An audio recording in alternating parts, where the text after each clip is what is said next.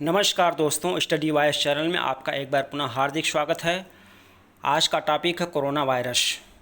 हमने प्रयास किया है कि आगामी परीक्षाओं में इस टॉपिक से जितने भी प्रश्न बन सकते हैं वे सारे फैक्ट इसके अंतर्गत समाहित हो, ताकि परीक्षा में किसी भी तरह से प्रश्न पूछा जाए तो आप उसका उत्तर दे सकें। इस वीडियो में हम कोरोना नामकरण, कोरोना से संबंधित बीमारी, कोरोना के लिए कौन कौन सी जांचें हैं, कोरोना से संबंधित शब्दावलियां, कोरोना से संबंधित घटनाक्रम किस प्रकार घटे, संबंधित सारे फैक्ट हमने समाहित करने का प्रयास किया है, ताकि परीक्षा में किसी भी तरह से प्रश्न पूछें तो आप सहज रूप से उसका उत्तर दे सकें। तो हम इन प्रश्नों को एक एक करके देखते हैं। लेकिन वीडियो देखने से पहले यदि आपने हमारा चैनल सब्सक्राइब नहीं किया तो सब्सक्राइब कर लीजिए, तथा वीडियो देखने के बाद यदि आपको अच्छी लगे, जानकारियाँ इसकी उपयोगी लगें तो आप वीडियो को लाइक करिएगा तथा अपने दोस्तों परिचितों को भी शेयर भी करिएगा। तो आइए वीडियो शुरू करते हैं। पहला फैक्ट है कि कोरोना नामकरण क्राउन के समान बनावट के आधार पर किया गया है, क्योंकि कोरोना की संरचना ऐसी होती है जो क्राउन या मुकुट के समान होती है और इसके बाहरी आवरण पे कांटे समान संरचना पाई जाती है। नेक्स्ट है कि कोरोना शब्द लैटिन भाषा का शब्द है, और लैटिन भाषा कहाँ की है? मूलतः इटली रोम से संबंधित है और यूरोपीय भाषा है ये। साथ ही विभिन्न देशों में फैली थी। नेक्स्ट है WHO ने कोरोना का नामकरण आधिकारिक रूप से क्या किया? कोविड-19। अब ये प्रश्न पूछा जा सकता है कि कोविड-19 शब्द नामकरण किस प्रकार बना है? तो ये होगा कोविड में ये CO से कोरोना बनेगा, VI से वायरस है और D से डिजीज़, तथा 2019 को इंगित करता है क्योंकि यह बीमारी 2019 के लास्ट में सामने आई थी। नेक्स्ट ये है कि प्रारंभ में इसका नामकरण यन CoV-19 था। यन का मतलब नोबल, CoV कोरोना वायरस 19 था। नेक्स्ट फैक्ट है कि सार्स वायरस से समानता के कारण इसका नाम SARS-CoV-2 भी रखा गया वायरस का। अब सार्स में फुल फॉर्म क्या है? तो severe acute respiratory syndrome, CO से कोरोना, V से वायरस 2। तो ये श्वसन तंत्र से मूलतः जुड़ी हुई बीमारी है। नेक्स्ट है वायरस की पहचान पहली बार 31 दिसंबर 2019 को हुई और इसी दिन WHO को चाइना ने सूचित किया। अगला फैक्ट है कि सभी corona virus RNA plus protein से बने होते हैं।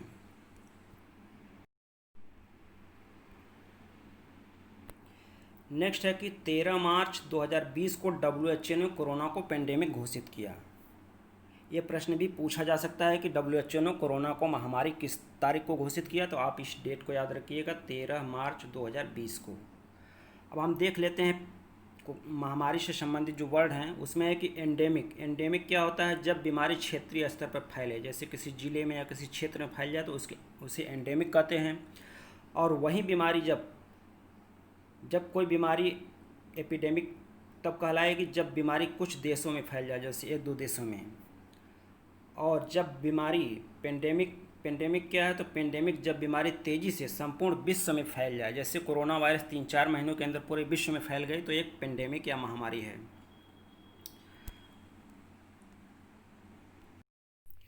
नेक्स्ट अब देखते हैं कोरोना वायरस के लक्षण क्या हैं, कैसे किसी को पता चलेगा कि उसे कोरोना वायरस हो गया है। तो इसमें लक्षण ये होता है कि नाक बहना शुरू होती है, सूखी खांसी आती है, गले में खराश हो सकता है, सिर में दर्द हो सकता है तथा सांस लेने में तकलीफ हो सकती है। लेकिन ये भी उल्लेखनीय है कि 80% मरीजों में कोरोना के कोई भी लक्षण प्रकट नहीं होते, यानी वे एसिम्प्टोमेटिक होते हैं, उनमें लक्षण ही नहीं आएंगे। केवल 20% रोगियों में कोरोना के लक्षण दिखाई देंगे। और इसमें यह होता है कि कोरोना वायरस में 80% लोगों को कोई खास प्रॉब्लम नहीं होती है, 10 से 15% लोगों को सर्दी जुकाम बुखार आता है, फिर धीरे सही हो जाता है, और 5% लोगों को गंभीर समस्याओं का सामना करना पड़ सकता है। अब कोरोना वायरस से संबंधित कुछ जांचें होती हैं, उसी से पता किया जाता है कि इन्हें कोरोना वायरस हुआ है। तो उसमें पहली जांच है RT-PCR टेस्ट।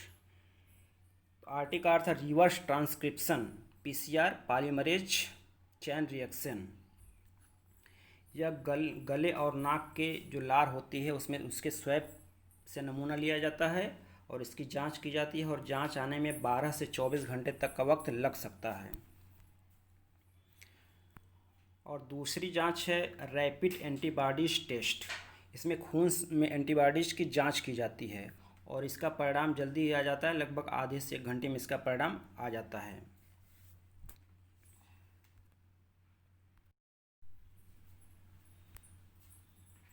नेक्स्ट, अभी तक कोरोना वायरस उपचार देख लेते हैं। तो अभी तक कोरोना वायरस का कोई सफल उपचार तो नहीं सामने आया, लेकिन कुछ तरीके अपनाए जा रहे हैं प्रैक्टिकल के तौर पर। उसमें है कि प्लाज्मा थेरेपी। तो प्लाज्मा क्या है, खून में पीले रंग का तरल पदार्थ होता है जो कि WBC, RBC और प्लेटलेट्स के अलावा पाया जाता है, और इसी में एंटीबॉडीज़ बनते हैं।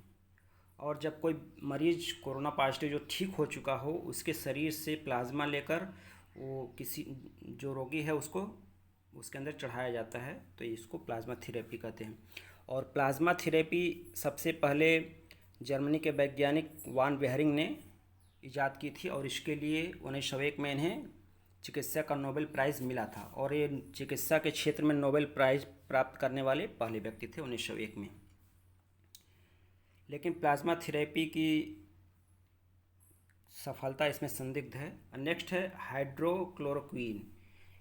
ये भी देखा गया कि हाइड्रोक्लोरोक्वीन का प्रयोग यदि कोरोना मरीजों पर किया जाए तो उसका अच्छा उपचार में सफलता कुछ मिल रही थी, और इसको लेकर काफ़ी जो है बाद में विवाद आया कि इससे साइड इफ़ेक्ट काफ़ी आ रहे हैं, जैसे हृदय धड़कन बढ़ जा रही है और भी कई समस्याएं आ रही है, तो ये विवादित भी रही। और हाइड्रोक्लोरोक्वीन का सबसे बड़ा उत्पादक जो है भारत है, और इसका प्रयोग भारत में बहुत दिनों से मलेरिया के उपचार में किया जा रहा है। एक और दवा का प्रयोग इसमें चर्चा है, रेमडेसिविर। यह एंटीवायरल दवा है। इसका प्रयोग भी कोरोना के मरीजों में देखा गया कि काफ़ी लाभकारी सिद्ध हो रहा है। अब देख लेते हैं कोरोना वायरस के प्रकार। तो कोरोना वायरस के कई प्रकार हैं, जैसे अल्फ़ा, बीटा, HKU1, मर्स CoV, मर्स CoV, और उसके बाद सार्स CoV भी है।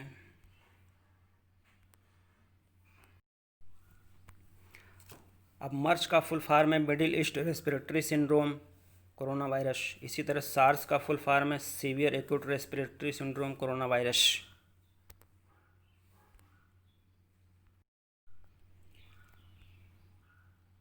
अब देखते हैं कोरोना वायरस से संबंधित घटनाक्रम कैसे घटा।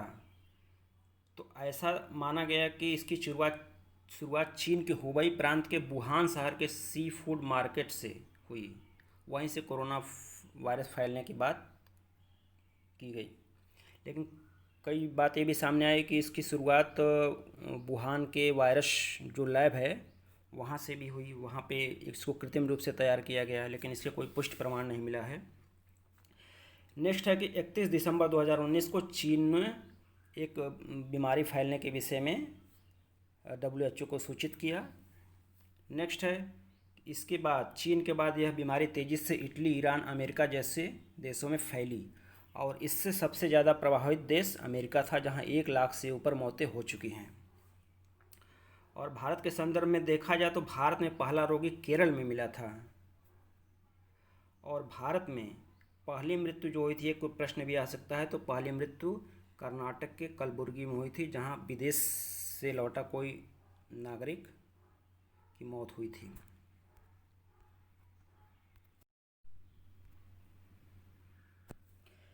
नेक्स्ट है कि भारत में सबसे पहले महामारी किस राज्य ने घोषित किया। तो हरियाणा ने घोषित किया। ये प्रश्न भी आ सकता है कि कोरोना को सबसे पहले महामारी किस राज्य ने घोषित किया, तो ये राज्य था हरियाणा।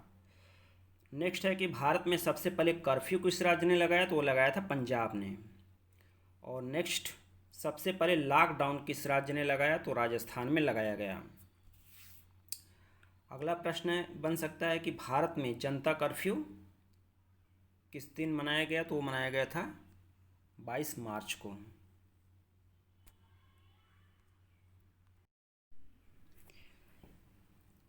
नेक्स्ट, कि प्रधानमंत्री ने लॉकडाउन की घोषणा किस तारीख को की थी पूरे भारत में, तो 24 मार्च को प्रधानमंत्री ने घोषित किया कि 25 मार्च से पूरे देश में टोटल लॉकडाउन लागू कर दिया जाएगा। तो लॉकडाउन 1 कब से कब तक रहा, ये 25 मार्च से शुरू हुआ था और 14 अप्रैल तक चला था, कुल 21 दिनों का था। ये प्रश्न भी पूछ सकता है कि पहला लॉकडाउन कितने दिन चला था, 21 दिनों का। लॉकडाउन 2 कब से कब चला, तो 15 अप्रैल से शुरू हुआ था और 3 मई तक चला था, यानी 19 दिन का था। इसी तरह लॉकडाउन 3 तो लॉकडाउन 3 चला था 4 मई से लेके 17 मई तक, ये 14 दिनों का था। और नेक्स्ट लॉकडाउन 4 है जो 18 मई से लेकर मई के लास्ट तक चला था, कुल 14 दिनों का था।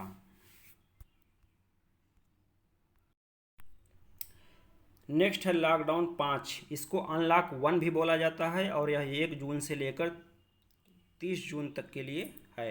इसको अनलॉक 1 भी बोला जा रहा है। अब अगले फैक्ट देखते हैं कि महामारी एक्ट जो बना था 1897 में, अंग्रेज़ों के समय बना था और इस एक्ट को लागू कर दिया गया। इससे केंद्र और राज्यों को महामारी से निपटने के लिए विशेष प्रकार के अधिकार प्राप्त हो जाते हैं। और इस एक्ट को सबसे पहले लागू किया 1897 के एक्ट को कर्नाटक में कब लागू किया गया? 11 मार्च 2020 को। इस समय कुछ और एक्ट लागू किए गए, जैसे आवश्यक वस्तु अधिनियम 1955।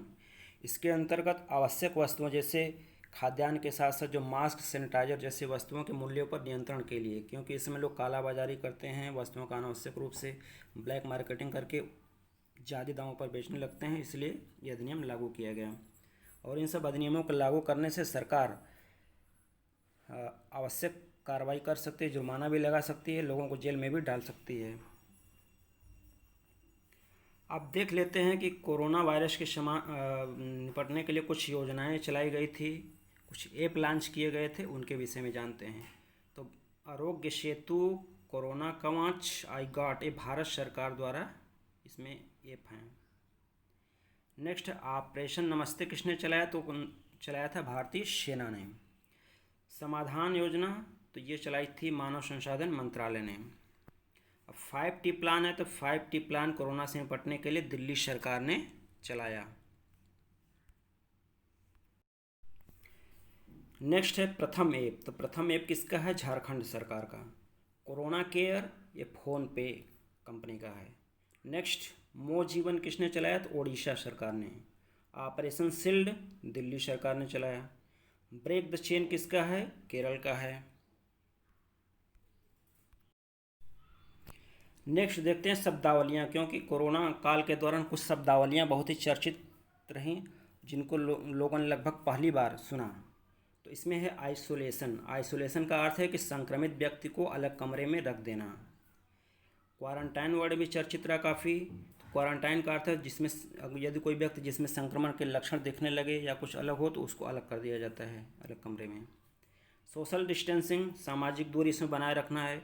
एक व्यक्ति दूसरे व्यक्ति से लगभग 2 मीटर की दूरी बनाए रखें, ताकि जो है संपर्क, क्योंकि जो ड्रॉपलेट्स गिरती हैं किसी व्यक्ति के बोलने से वो लगभग 2 मीटर तक जा सकती है और उसी के थ्रू कोरोना वायरस फैलता है।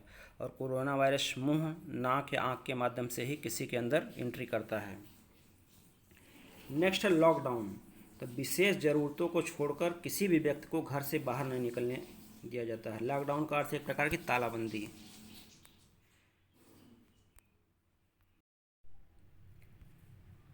अब कुछ अन्य फैक्ट हैं जिनको देख लेते हैं, विविध फैक्ट। सब पहला तो यह कि अभी कोरोना वायरस को महामारी घोषित किया गया, तो ये प्रश्न आ सकता है कि इससे पहले किसको महामारी घोषित किया गया था, किस बीमारी को? तो स्वाइन फ्लू को, जो कि 2009 में आई थी। तो 2009 में इससे पहले WHO ने स्वाइन फ्लू को महामारी घोषित किया था। एक फैक्ट ये भी है कि 1918 में स्पेनिश फ्लू फैला था, जिसमें 2 करोड़ से लेकर 5 करोड़ तक लोगों के मारे गए थे। एक प्रश्न ये आ सकता है कि राष्ट्रपति, उपराष्ट्रपति, प्रधानमंत्री, राज्यपाल तथा सांसदों के वेतन में 1 साल तक के लिए कितने % कटौती की गई? तो ये 30% कटौती की गई है। और कितने समय के लिए? तो 1 साल के लिए। ये प्रश्न भी इम्पॉर्टेंट है, आ सकता है, इसको आप लोग अच्छी तरह कंठस्थ कर लीजिए। अगला फैक्ट है कि 2 साल तक के लिए सांसद निधि स्थगित कर दी गई। जैसा कि आप लोगों को मालूम है कि सांसद निधि 1993 में शुरू की गई थी और प्रत्येक सांसद को प्रतिवर्ष अपने क्षेत्रों में विकास कार्यों के लिए 5 करोड़ रुपए दिए जाते हैं, तो इसको 2 साल के लिए स्थगित कैंसिल कर दी गई है। नेक्स्ट फैक्ट है कि प्रधानमंत्री ने अर्थव्यवस्था को संभालने तथा ज़रूरतमंदों की मदद के लिए 20 लाख करोड़ रुपए का राहत पैकेज जारी किया है। नेक्स्ट, प्रधानमंत्री केयर्स फंड बनाया गया है। इसमें लोग ज़रूरतमंदों की मदद करने के लिए इस कोष में स्वेच्छा से जितना हो सके अपना आर्थिक मदद दे सकते हैं। नेक्स्ट है कि यूपी सरकार ने कोरोना से लड़ने के लिए टीम 11 का गठन किया है। ये तो एक बार प्रश्न बता चुका हूँ कि सबसे अधिक मृत्यु अमेरिका में हुई, 1 लाख से ऊपर तक पहुँच चुकी है। नेक्स्ट है कि स्वास्थ्य कर्मियों के लिए सरकार ने प्रत्येक स्वास्थ्य कर्मी के लिए 50 लाख रुपए का चिकित्सा कवर जारी किया है। तो दोस्तों, ये कोरोना से संबंधित अति महत्वपूर्ण फैक्ट थे। हमने ये प्रयास किया है कि जितने भी परीक्षा में आ सकने वाले फैक्ट संभव हो वो सब इस वीडियो में समाहित हो जाएं, ताकि लोगों को और कहीं ज़्यादा खोजने की ज़रूरत न पड़े और परीक्षा में प्रश्न आए तो उनको किसी भी तरह से पूछे जाएं, चाहे वो एक ही प्रश्न के अंतर्गत कई कथन कारक के रूप में हों या किसी डायरेक्ट फैक्ट हों, उसको वो आसानी से हल कर सकें। इसमें यदि कुछ फैक्ट छूट गए हों तो हम किसी अन्य वीडियो में उन फैक्टों को शामिल करके लाएंगे। तो आप लोग इस वीडियो को यदि बार बार देखेंगे, तो ध्यान से देखेंगे, तो ये फैक्ट आपको अच्छी तरह तैयार हो जाएंगे और आगामी होने वाली परीक्षाओं में आप उनको जो है अच्छी तरह हल कर पाएंगे। तो वीडियो देखने के बाद आप लोग लाइक करना और चैनल यदि सब्सक्राइब न किया हो तो सब्सक्राइब करना मत भूलिएगा। साथ साथ अपने दोस्तों, परिचितों, नातेदारों, रिश्तेदारों को भी शेयर करिए, जिससे कि अधिक अधिक लोगों तक ये जानकारी पहुंच सके और इसका सबको फ़ायदा मिल सके। तो वीडियो देखने के लिए आप लोगों का बहुत बहुत धन्यवाद।